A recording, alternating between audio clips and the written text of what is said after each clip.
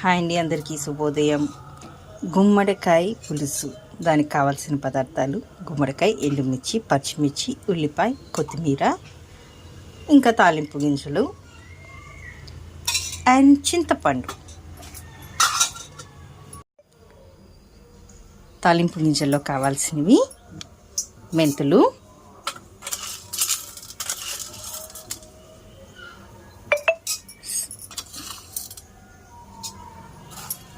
జీలకర్ర, ఆవాలు, ఎండుమిర్చి కూడా వేసి ఇలా వేయించాలి. కొంచెం అవి వేగిన తర్వాత ఉల్లిపాయ, పచ్చిమిరపకాయ వేసి ఇలా వేయిస్తున్నామండి. చిటికెడు పసుపు. ఉల్లిపాయలు కొంచెం ఇలా గోల్డెన్ బ్రౌనిష్ కలర్లో వచ్చినప్పుడు మనం ఇలా తరిగి పెట్టుకున్న గుమ్మడికాయను వేస్తామన్నమాట.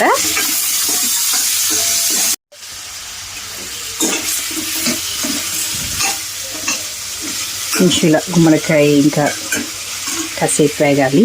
కల్లుప్పు,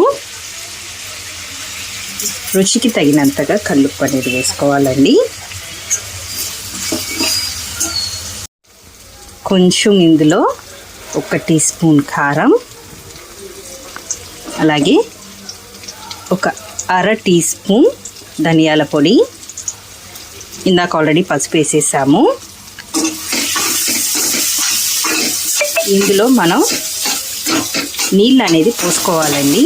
అప్పుడే మనకి కారాలు అనేది మాడకుండా ఉంటాయి.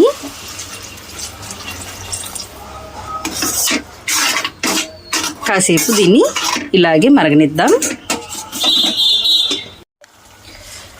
సో మనకి ముక్క ఇలా కొంచెం మెత్తగా, ముక్క కొంచెం ఇలా మెత్తగా ఉడికింది అన్నప్పుడు ఇందులో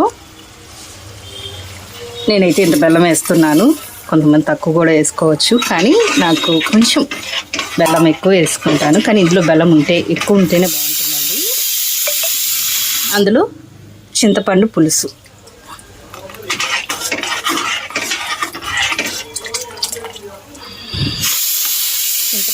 వేసుకొని కాసేపు ఇది చిక్కగా అయ్యేంత వరకు మరగనివ్వాలి. ఇలా పులుసు కొంచెం దగ్గర పడినట్టు వచ్చింది కదండి. ఇప్పుడు కొత్తిమీర,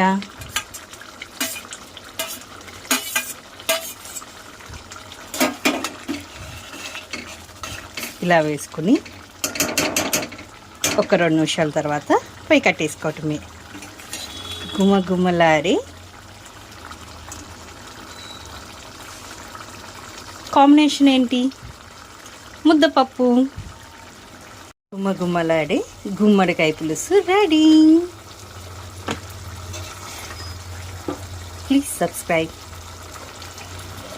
ఇట్లు మీ ఇంటి పిల్ల శ్రావణి.